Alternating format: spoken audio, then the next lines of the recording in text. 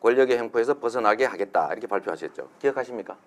본인이 쓰신 문장입니다. 예, 뭐 아니 그런 거 아닌가만 말씀해 예, 주시죠. 뭐 저 이 부분은 지난번에 아니, 죄송합니다. 이미 질문이 오갔는데 뭐 답변 시간 주셔야죠. 아니 제가 예. 주도하는 질문이기 때문에 가급적이면 아니, 그러나 제 뭐- 뜻에 따라 주십시오. 예, 답변을 들으셔야죠. 아니 답변을 단순하게 물어봤지 않습니까?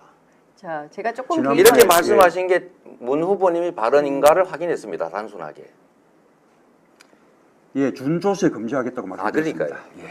그래서 제가 표를 준비해 왔습니다. 저번 토론 때 이렇게 말씀하셨지만 법정 부담금은 포함이 되는지 안 되는지 제가 지금 들어도 이해를 못 하겠습니다. 제가 담백하게 하나 여쭤보겠습니다.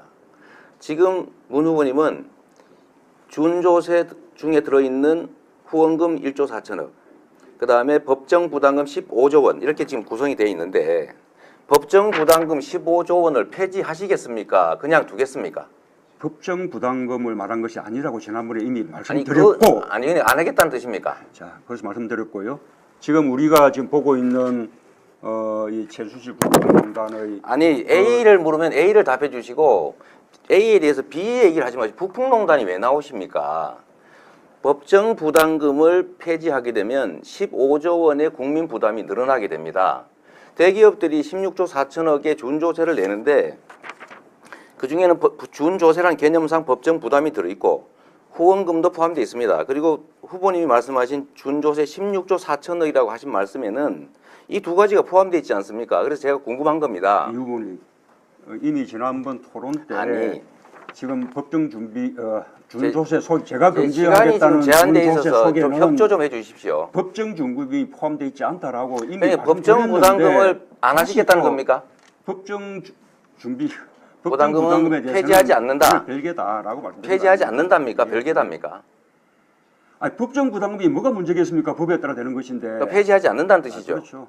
그래서 제가 드린 말씀입니다. 음. 전에 이 발표문은 분명히 법정 부담금이 포함되어 있습니다. 국가 지도자가 되실 분으로서는 본인이 발표하는 정책이 어떤 정책인지를 당연히 알아야 하지 않습니까? 말을 바꾸신 거 아닙니까 또. 이러니 국민들은 15조 원을 폐지하는구나라고 이 발표문에는 믿었다가 오늘 말씀하시니까 이번에는 폐지 안 하는구나 이렇게 생각하면 불안하지 않습니까? 그 발표 속에 법정 부담금을 폐지하겠다는 표현이 어디 있습니까?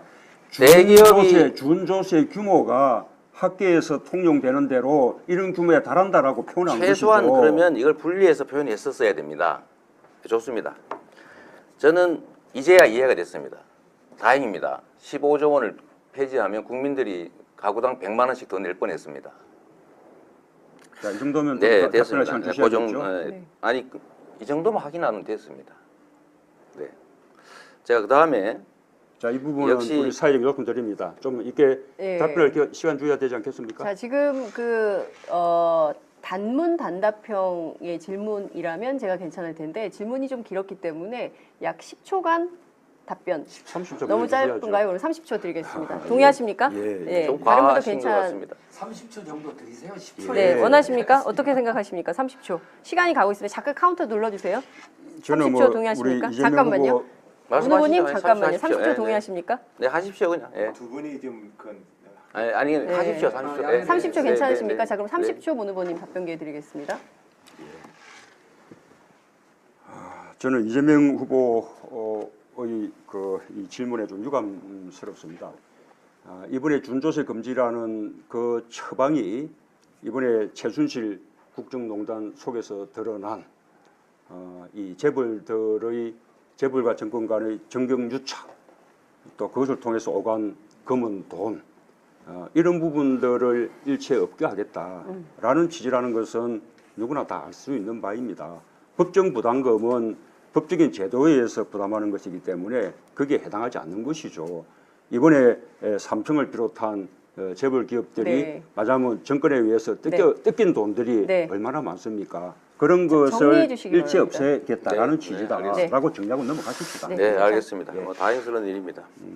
제가 또 한 가지만 좀 여쭤보겠습니다. 이게 국가 지도자의 덕목 중에 안정감, 저보고 불안한 후보 또 뭐 이런 말씀 그런 취지의 말씀을 하시는데 안정이라고 하는 것은 가치와 원칙과 철학에서 오는 것이지 한 개인의 주변에 얼마나 많은 사람이 있냐 없냐, 정치적 경력을 얼마나 가졌냐, 물려받은 유산이 얼마나 정치적 유산이 크냐라는 건 아니라고 생각합니다.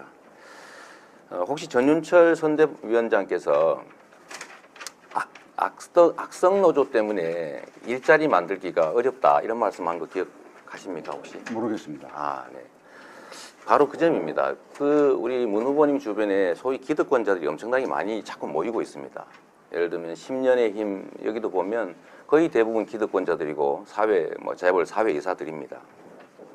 전윤철 이분이 말씀하셨는데 이분이 나중에 문 후보님께서 대통령이 되시면 어딘가의 역할을 맡고 자기의 권한을 행사하겠지요. 그런데 후보님하고 상의도 안 하고 이런 발표를 막 하십니다.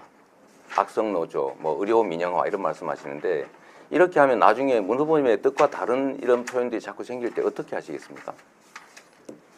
우선은 과거에 그분이 무슨 말씀을 하셨는지 잘 모르겠지만 며칠 전에 그분이 하셨습니다. 하신 말씀 모두를 다 이 책임지라고 하는 것은 그 무리라고 그렇게 생각이 되고요. 지난번에도 그 10년의 힘에 이렇게 모인 분들 가운데 가장 삼성 출신들이 많다. 그렇게 좀 왜곡된 말씀을 하셨어요. 근데 그 이후에 토론회 이후에 우리 온마이뉴스 등에서 팩트 점검을 해본 결과 그것이 사실이 아니라고 그렇게 이제 확인된 거 아니겠습니까? 우리가 지금 좀 정권 짧게 교체에 대한 해주시죠. 국민들의 신뢰를 얻기 위해서 우리 세를 넓혀 나가고 있는 중이죠. 네. 확장하고 포용하고 끊임없이 통합해 나가야 한다고 생각합니다. 재벌에 대한 불법 수익 환수에 대해서 상당히 미온적이신 것 같습니다. 범죄 행위로 인한 수익을 국민들이 몰수하는 건 당연한 건데 이 점에 대해서도 아무런 답이 없으십니다. 제가 전에 공개 질의도 한 번 했었는데 혹시 찬성하실 생각 있으신가요? 아까 그 이학수법도 말씀하시는 것이겠죠? 아닙니다. 새로 만들자 법을 이번에 이재용, 최순실, 박근혜에 대해서 불법 수익을 환수하는 법을 만들자라는 점에 대해서 제가 공개적으로 말씀드렸는데 못 들으셨습니까? 예, 그 취지에 대해서는 저는 찬성하고요. 과거에 이학수법을 만들기 위한 그 토론회 때도 제가 네. 그 취지에 찬동한다는 축사를 보낸 적이 있었습니다. 제가 이제 좀 정리하겠습니다. 우리 다른 분한테도 질문을 좀 해야 돼서요. 우리 문 후보님께서는 안희정 지사님의 대연정이 기득 정치 세력들과의 청산돼야 세력과의 손을 잡는 것이어서 옳지 않다라고 말씀하시는 것 같습니다. 저도 공감합니다. 그런데 그건 정치적 영역이고 실질적으로 보면 이 사회를 지배하고 국민들을 고통에 빠뜨렸던 것은 경제 기득권자들입니다.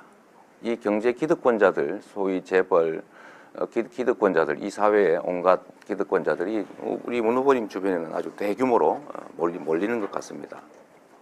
저는 이런 걸 보면 이것도 일종의 기득권 대연정 아니냐라는 생각을 지울 수가 없습니다.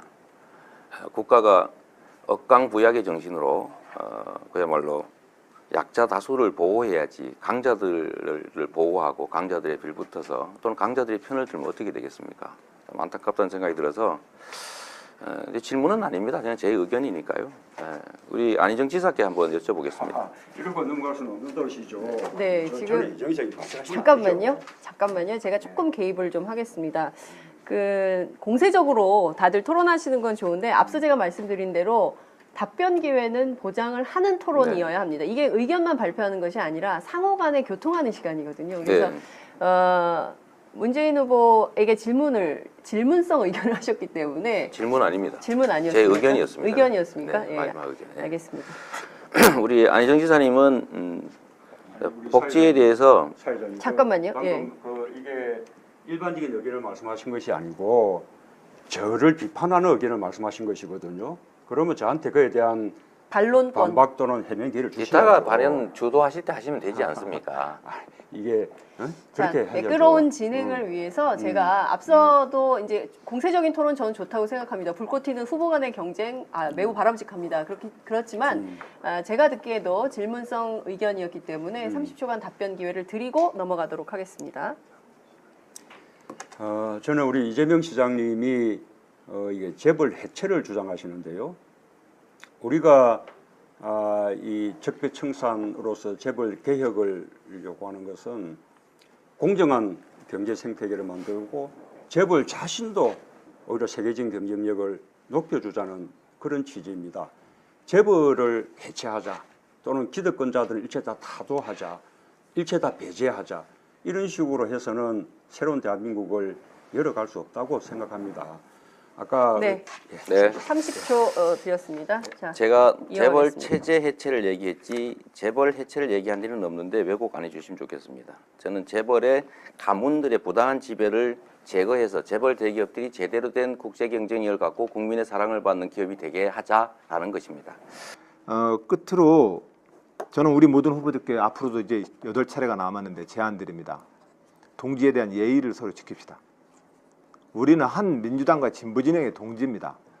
예를 들어서 재벌 정책에 대해서 서로 견해는 다를 수 있지 모르겠지만 상대를 마치 친재벌 편인 것처럼 몰아붙이는 그것은 우리 동지적인 우정과 신뢰를 깎습니다. 그리고 결과적으로 이렇게 해서 경선을 하게 되면 당이란 이름으로 힘 못 모읍니다. 저는 분명히 그런 점에서 우리가 견해가 다른 점에 대해서는 확고하게 얘기를 해야 되지만 그러나 그것이 우리 민주당 같이 한솥밥 먹고 이 대한민국에서 민주주의 운동했던 사람들 아닙니까? 그런 점에서 그 기본까지 불신하는 언사에 대해서는 저는 동의하지 않습니다. 앞으로 그렇게 하지 말자는 말씀 꼭 좀 드립니다.